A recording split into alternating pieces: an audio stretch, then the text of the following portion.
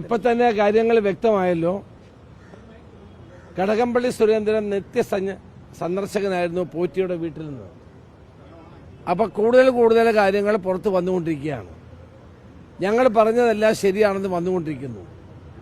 ശബരിമലയിൽ നിന്ന് സ്വർണ്ണപ്പാളി മുഴുവൻ കട്ടളയും കഥ ഉൾപ്പെടെയുള്ളത് അടിച്ചുകൊണ്ടുപോയി. അതെവിടെയാണെന്ന് ഇതുവരെ കണ്ടെത്തിയിട്ടില്ല. ആളുകളെ അറസ്റ്റ് ചെയ്യുന്നത് മാത്രമല്ലോ പ്രശ്നം. തൊണ്ടി മുതൽ എവിടെ?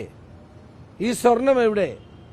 ഞാൻ നേരത്തെ സൂചിപ്പിച്ചത് ശരിയാണെന്ന് ഓരോ ദിവസം കഴിയും തോറും പുറത്തു വരികയാണ്. ഇത് അന്തർദേശീയ മാർക്കറ്റിലേക്ക് പോയിട്ടുണ്ട് എന്നുള്ള എൻ്റെ സംശയം ഇപ്പോഴും ബലപ്പെടുകയാണ്. ഇത് ആന്റിക്സായി വൻതോതിൽ പണം വാങ്ങി ഇത് വിദേശത്തേക്ക് കടത്തിയെന്നുള്ള ആരോപണം സത്യമായിക്കൊണ്ടിരിക്കുന്ന സന്ദർഭമാണ്. കടകംപള്ളി സുരേന്ദ്രൻ എന്തുകൊണ്ട് ചോദ്യം ചെയ്യുന്നില്ല? ഇപ്പം തന്നെ അദ്ദേഹത്തിൻ്റെ അയൽവാസി പറഞ്ഞിരിക്കുന്നു, അദ്ദേഹം ഇവിടെ നിത്യസന്ദർശകനായിരുന്നു, എപ്പോഴും ഇവിടെ വരുമായിരുന്നു, പോറ്റിയുമായിട്ട് ഏറ്റവും അടുത്ത ബന്ധമുണ്ടായിരുന്നു. എന്തുകൊണ്ട് അദ്ദേഹത്തെ ചോദ്യം ചെയ്യുന്നില്ല?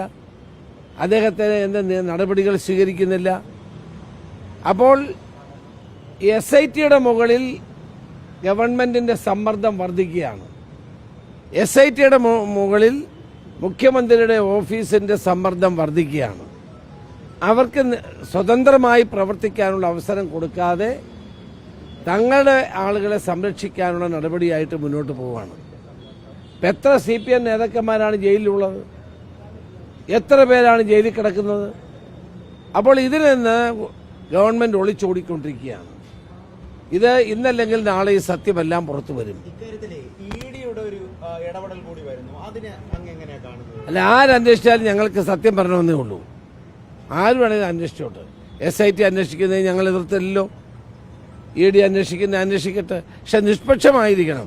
ED ഇടപെട്ട അവസാനം ഇത് കുളവാക്കുന്നതിനാണ്.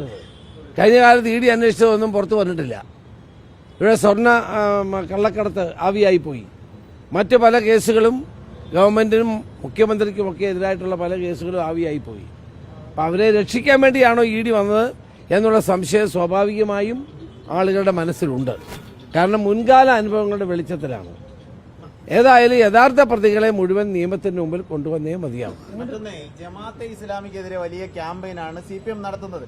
CPMന്റെ ഒരു മന്ത്രി വി അബ്ദുറഹ്മാൻ, ഒരു MLA ദലീമ ജോജോ, ഇവരൊക്കെ ജമാഅത്തെ ഇസ്ലാമിയുടെ പരിപാടി പങ്കെടുക്കുകയാണ്. ഇത് ഇവരുടെ ഈ നിലപാടിൽ ഇരട്ടത്താക്കുണ്ടോ? അവർക്ക് ഒരു നിലപാടുമില്ല. ഇവര് രണ്ടോട്ടിന് വേണ്ടി ആരോടും കൂട്ടുകൂടുക എന്നുള്ളതിന്റെ തെളിവാണിത്.